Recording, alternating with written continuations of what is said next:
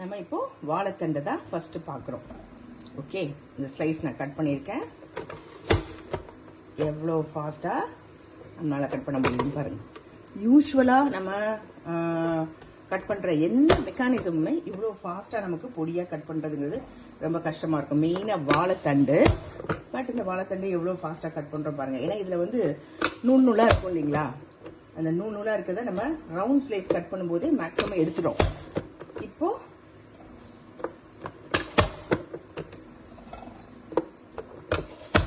குட்டி குட்டி க்யூபாக உங்களோட வாழைத்தண்டு நீங்கள் ரைத்தா மாதிரி பண்ணாலும் சரி, ஆர் உங்களோட பொரியலுக்கு பண்ணாலும் சரி, it's going to be very very easy. இனிமே எல்லார் வீட்லேயும் வாழைத்தண்டு பாருங்கள், குட்டி குட்டி டைஸு.